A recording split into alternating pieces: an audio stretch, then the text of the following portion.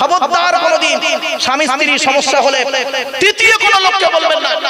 আপনাদের বলে যাচ্ছি, মেয়েরা এরা বুদ্ধি কম, মেয়েদের বুদ্ধি কম একটু, কোরআনে আছে মেয়েদের আইকিউ একটু কম আছে, তবে আপনি যেই আপনার বয়স সঙ্গে ইন্দিরা গান্ধীর তুলনা করবেন এটা বলছি না, লেভেলটা ঠিক রাখুন। তো মেয়েদের বুদ্ধি একটু কম স্বামীর তুলনায়, এই জন্য তালাকের দায়িত্ব দেওয়া হয়েছে স্বামীদের হাতে, তাই না? আরে ভাই বলুন একটু। আচ্ছা, তালাক দিতে পারে কারা? স্বামী দিতে পারে। কেন স্বামীকে দায়িত্ব দিলে কেন? আল্লাহ তালাকের দায়িত্ব স্বামী দেওয়া হলো কেন? জি, একজন পুরুষ যখন এই শব্দগুলো ইউজ করবে খুব সাবধানে করবে, এত সহজে মুখ থেকে বলবে না। তালাকের দায়িত্ব যদি মেয়েদের হাতে দেওয়া হতো, ওরা দিনে 400 বার করে স্বামীকে তালাক দিত। এই ভুল বলছি না, বাস্তব বলছি রে ভাই, আমাকে ভুল বুঝাও না, বাস্তব বলছি। এমনি সারাদিন বলতেছে তোমার সঙ্গে বিয়ে হওয়া আমার জীবনটা নষ্ট হয়ে গেছে, জীবনে কিছু পাইনি, এই পাইনি, লাউ ঠালা। আর ওই শব্দ যদি ওদের দায়িত্ব দিত আল্লাহ, সংসারের 12টা বেজে যেত। এজন্য মা বোনদের বলি, সাবধান মা, স্বামী স্ত্রীকে ভালোবাসুন, স্বামীকে ভক্তি করুন, স্বামীকে শ্রদ্ধা করুন।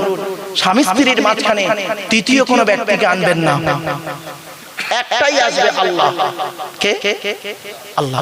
আপনার অসুবিধা হয়েছে, আল্লাহকে বলুন, আল্লাহ আমার স্ত্রীর মনটা ভালো করে দিন, ওগো আল্লাহ আমার স্বামীর মনটাকে ভালো করে দিন, ওকে বুঝ শক্তি দান করুন। এইটুকু বলবেন, আল্লাহ দেখবেন সব সমস্যার সমাধান দিয়ে দেবেন। চলো তাহলে 3 নাম্বার। 4 নাম্বার হলো ওই নারী জাহান্নামী স্বামীর পরিবারের সঙ্গে খারাপ আচরণ করে। কি বললাম? আচ্ছা, স্বামীর পরিবার কারা? স্বামীর বাপ, স্বামীর মা, স্বামীর বউ, স্বামীর বোন, স্বামীর ভাই ইত্যাদি। অনেক মেয়ে ছেলে আছে দেখবেন স্বামীকে খুব ভক্তি শ্রদ্ধা করে, অন্তর দিয়ে স্বামীকে ভালোবাসে, স্বামীর বাপের দেখতে পারে না, ঠিক না বেটা? স্বামীর মায়ের দেখতে পারে না, স্বামীর বোনের দেখতে পারে না, স্বামীর ভাইয়ের দেখতে পারে না, স্বামীর সেবা করে, ও নারী জাহান্নামী। আমি গবেষণা করে দেখেছি, আর সেটা বলছি, দেখুন তো ঠিক হচ্ছে না ভুল হচ্ছে। ছেলেরা তার শ্বশুর শাশুড়িকে জানা ভক্তি করে, শ্রদ্ধা সম্মান করে, তার চারানা যদি মেয়েরা ওদের শ্বশুর শাশুড়ির মতো, ওই সংসার জান্নাতের টুকরা হয়ে যেত, ঠিক না বেটা? সত্যি কথা বলে, এখানে যারা বসে আছেন পুরুষ যারা, সত্যি কথা বলুন, আপনার শ্বশুরের প্রতি আপনার ভালোবাসা নেই? বলুন, শাশুড়ির প্রতি আপনি আপনার শ্বশুর শাশুড়ি বাড়িতে এলে যে ভক্তি শ্রদ্ধা সম্মান করেন, আপনার মা বাপকে আপনার বউটা করে, আপনার শালার শালি এলে আপনি যতটা স্নেহ মায়া মমতা ভালোবাসা দিয়ে মার্কেটিং করানোর খাবার খামান, গরুর গোস্ত, মুরগির গোস্ত, খাসির গোস্ত, হাঁসের গোস্ত, আর কি বলবো, ছাগলের গোস্ত, পানার গোস্ত, কুকুরের গোস্ত, কুকুর নাই হালাল পানি, তো যত প্রাণীর গোস্ত গুলো খামান, হালাল প্রাণীর গোস্ত গুলো খামান, আপনার স্ত্রী আপনার ভাই বোনকে সেটা করে। আপনি আপনার শ্বশুর শাশুড়িকে করলেন ভক্তি শ্রদ্ধা সম্মান, আর আপনার স্ত্রী তার শ্বশুর শাশুড়িকে করেছে? করেনি। এটা নারী জাতি একটা অভ্যাস খারাপ। মা বোনের এই অভ্যাসটা পরিবর্তন করুন। আচ্ছা, এমন কোন নারীকে আপনারা দেখেছেন, আপনাদের স্ত্রীরা কেউ আছে এখানে এমন? একটু বলবেন যে আপনি ঈদের সময়, সামনে ঈদ আসছে, রমজান মাসের ঈদ, ঈদের সময় আপনি হাওড়া থেকে আপনার বাপ মায়ের শাড়িটা কিনেছেন 1000 টাকা দামে, আপনার শাশুড়ির শাড়ি কিনেছেন 3000 টাকা দামে, আপনার স্ত্রীকে যখন এসে বললেন এটাই 1000 টাকা দামি শাড়িটা আমার মায়ের আর 3000 টাকা দামি শাড়িটা তোমার মায়ের, কেমন হয়েছে বলো? আপনার স্ত্রী কি বলেছে জানেন? খুব সুন্দর, মা না এই কালার ছাড়া পরতে পারে না, আর এই কাপড়টা খুব ভালো, এইটুকুই বলেছে, খুব খুশি হবে। কোনদিন বলেছে আপনার স্ত্রী তোমার বাপের শাড়িটা নিলে 1000, মায়ের শাড়িটা নিলে 1000, আমার মায়ের শাড়িটা নিলে 3000, দুটো মিলে তো 4000 হয়? কেন? ওই দোকান থেকে দুটো শাড়ি কালারটা আলাদা নিয়ে 2000 করে নিতে পারলে না? কোনদিন বলেছে? যে স্ত্রী বলবে, যে স্ত্রী এই কথা আপনাকে যদি বলে জানবেন আপনার স্ত্রী জান্নাতি নারীর পরিচয়, জোরে বলুন সুবহানাল্লাহ। কি করে বুঝবেন? খালি তাহাজ্জুদ নামাজ পড়লে বউ জান্নাতি না? যে স্ত্রীর মধ্যে এই ন্যায় বিচারটা থাকবে যে আমার মায়ের শাড়িটা নিলে 3000 আর তোমার মায়ের 1000, কেন? দুটো নিতে পারতে 4000 টাকা দামে, দুটো নিতে 2000 করে, কালারটা আলাদা নেবে।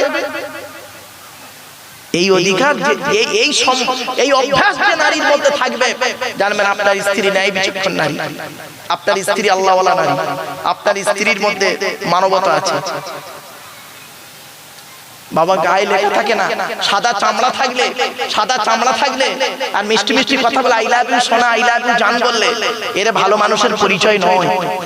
প্র্যাকটিক্যাল ব্যবহারটাই বুঝিয়ে দেয় ভালো নারীর পরিচয়। চলো এবার আপনারা এখানে বসেছেন কাকে খুশি করতে? তা আল্লাহকে যদি খুশি করতে চান তাহলে স্বামী স্ত্রীর সঙ্গে ভালো ব্যবহার করবেন, স্ত্রীর সঙ্গে ভালো ব্যবহার করবেন।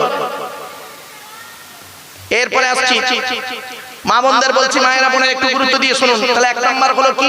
স্বামীর সঙ্গে যখন কথা বলবেন মেজাজ দিয়ে কথা বলবেন না, দয়া করে। 2 নাম্বার, স্বামীর দুর্নাম বদনাম তৃতীয় কোনো ব্যক্তির কাছে করবেন না। যদি করতে হয় আপনি আল্লাহর কাছে করুন, এছাড়া আর কাউকে বলবেন না। পৃথিবীর কোনো ব্যক্তিকে বলবেন, সে 3টে সুযোগ নেবে: দৈহিক, মানসিক, শারীরিক, আর্থিক, সামাজিক। 5টা সুযোগ নেবে, হয় দৈহিক, নয় শারীরিক, নইলে মানসিক, নয় আর্থিক, নয় সামাজিক। বুঝতে পারেন না? এটা খুলে বলবো। ছোট্ট একটা উদাহরণ দিচ্ছি। স্বামী স্ত্রী ঝগড়া হয়েছে, উকিলকে গিয়ে বলুন, উকিলকে গিয়ে বলুন, সে কি করবে? বুঝতে পারেন না? টাকাই তোমার ঝাড়ে। আর কাকে বলবেন? এলাকার একটা মেম্বারকে বলবেন, যুবক ছেলে যদি মেম্বার হয়, আর বউটা যদি একটু মানে হৃষ্টপুষ্ট হয়, বেশ অল্প বয়স হয়, ভাবি চিন্তা নেই, আমি আছি তোমার জন্য, চিন্তা নেই, কি করতে হবে বলো? বাবা বাস্তবটাই বললাম, কথাটা শুনতে হয়তো খারাপ লাগছে কিন্তু অতি বাস্তব কথাটা বললাম। এই 5টা গুণ আসবে, আল্লাহকে বলুন, আল্লাহ খুশি হয়ে যাবে, জোরে বলুন সুবহানাল্লাহ। বাবা কথাটা শুনতে হয়তো হাসি লাগলো, অতি বাস্তব কথা বলছি। বাবা মোনাজাত যখন করবেন আন্তরিকতা নিয়ে অন্তরের কথাগুলো একটু বলবেন। আর বক্তাদের উচিত এই মোনাজাত করতে করতে মাঝে অন্তত 2 মিনিট একটু মনে মনে মোনাজাত করা উচিত, ঠিক না বেটা? কথাটা শুনতে অসুবিধা হচ্ছে আপনাদের? ধরুন আমি মোনাজাত করছি, আমার যা যা প্রয়োজন আমি চিল্লে বলছি, আল্লাহ আমার এই করো, তাই করো, আমাদের এই করো, অমুক করো, তমুক করো, অমুক বলছি। এমনও কিছু কথা আপনার আছে যেটা আপনি মাইকে বলতে পারবেন না, ঠিক না? ঠিক, আপনি সেটা মনে মনে আল্লাহর কাছে বললেন। এই জন্য বক্তাদের উচিত মোনাজাতের মাঝখানে 2 মিনিট অন্তত নিজে মনে মনে ওর অন্তরের কথাগুলো বলা, আর শ্রোতাদেরকে তার অন্তরের কথাগুলো আল্লাহর কাছে বলতে দেওয়া। কিছু বুঝতে পারছেন আমার কথা? কিন্তু এসব তো হয়ই না আমার বাপেরা। চলো তাহলে মুমিনের পরিচয় হলো 5টা। কি? 1 নাম্বার, মুমিনের সামনে যখন আল্লাহর গজবের আলোচনা করা হবে মুমিনের অন্তরটা আল্লাহর ভয়ে কাঁপতে থাকবে। 2 নাম্বার, মুমিনের সামনে যখন কোরআন তেলাওয়াত করা হবে, মাসাইলের আলোচনা হবে, আল্লাহর নবীর কথা বলা হবে, তখন মুমিনের অন্তরটা, ভালোবাসাটা, ঈমানটা আল্লাহর প্রতি বেড়ে যাবে। 3 নাম্বার, মুমিনের পরিচয় শুনুন। পৃথিবীর জমিনে মুমিন ব্যক্তি, আকাশের নিচে জমিনের উপরে মুমিন ব্যক্তি যারা হবে, সত্যিকারের মুমিন হবে, পৃথিবীর কোন ব্যক্তি বস্তুর উপরে তারা ভরসা করবে না। কোন কাজে পৃথিবীর কোন ব্যক্তির উপরে ভরসা করবে না। ভরসা করবে কার উপরে? ওয়ালা রাব্বিহিম ইয়াতাওয়াক্কালুন। মুমিন ব্যক্তিরা ভরসা করবে একমাত্র প্রত্যেকটা কাজে আল্লাহর উপরে ভরসা করবে। জোরে জোরে। এবার আপনারা আল্লাহর উপরে ভরসা করুন, আল্লাহ আপনাকে ঠিক রাস্তা বলে দেবে। 4 নাম্বার মুমিনের পরিচয়, আল্লাযীনা ইউকিমুনাস সালাত। মুমিনের 4 নাম্বার পরিচয় হলো মুমিন ব্যক্তি 5 ওয়াক্ত নামাজি হবে। এখন নামাজের ফরজ কটা তাও জানে না, ওযুর ফরজ কটা তাও জানে না, তায়াম্মুমের ফরজ কটা তাও জানে না, গোসলের ফরজ কটা তাও জানে না। বাপেরা আমি একটু বলে দিচ্ছি, শুনে দিন অন্তত। গোসলের ফরজ হলো তিনটে। কটা? এই মা বোনেরা শুনে নিন, গোসলের ফরজ তিনটে। কি কি? এক নাম্বার গড়গড়া সহ কুল্লি করা। দুই নাম্বার নাকের নরম গোস্ত পর্যন্ত পানি পৌঁছানো। তিন নাম্বার সারা শরীরটা ভালো করে ধৌত করা। এটা গোসলের ফরজ। তায়াম্মুমের ফরজ তিনটে। কি কি? এক নাম্বার নিয়ত করা। দুই নাম্বার মুখমণ্ডল মোছা করা। তিন নাম্বার হাত মোছা করা। ওযুর ফরজ চারটে। কি কি? এক নাম্বার মুখমণ্ডল ধৌত করা। মুখমণ্ডল কতদূর ধৌত করবেন দেখে নিন, শিখে নিন, বুঝে নিন, জেনে নিন। এই চুলের গোড়া থেকে নিয়ে থুতনি পর্যন্ত, এ কানের লতিকা থেকে নিয়ে অপর কানের লতিকা পর্যন্ত ভালো করে ধৌত করবেন। যদি একটা লোমের গোড়া শুকনো থাকে ওযু হবে না, ওই ওযুতে নামাজ পড়লে কবুল হবে না। অনেকে দেখবেন শীতকালে ওযু করে আর গরমকালে ওযু করে। গরমকালে ওযু করতে গেলে কল থেকে কল ছাড়তে চায় না, আর শীতকালে কলের ধারে যেতে চায় না। ঠিক না বেটি? বাস যাদের ঘন দাঁড়িয়ে আছে ভালো করে খিলাল করবেন, নইলে ওযু হবে না বাবা। দুই নাম্বার হাতের কনুইয়ের উপর পর্যন্ত ধৌত করবেন। তিন নাম্বার মাথা মণ্ডল মোছা করবেন। চার নাম্বার পায়ের গাঁটের উপর পর্যন্ত ধৌত করবেন। এই ওযু ফরজ হয়ে গেল। এবার আসছি নামাজের ফরজ। নামাজের ভিতরে বাইরে হলো 7টা ফরজ, ভেতরে হলো 6টা ফরজ, মোট 13টা ফরজ। অনেকেই তো নামাজের ফরজ জানে না। পাঁচ নামাজ ক ওয়াক্ত ফরজ বাবা? 5 ওয়াক্ত। ফজরের নামাজ ক রাকাত? 4 রাকাত। 2 রাকাত ফরজ, 2 রাকাত সুন্নাত। জোহরের নামাজ 12 রাকাত, 4 রাকাত সুন্নাত, 4 রাকাত ফরজ, 2 রাকাত সুন্নাত, 2 রাকাত নফল। আসরের নামাজ 8 রাকাত, 4 রাকাত সুন্নাত, 4 রাকাত ফরজ। মাগরিবের নামাজ 7 রাকাত, 3 রাকাত ফরজ, 2 রাকাত সুন্নাত, 2 রাকাত নফল।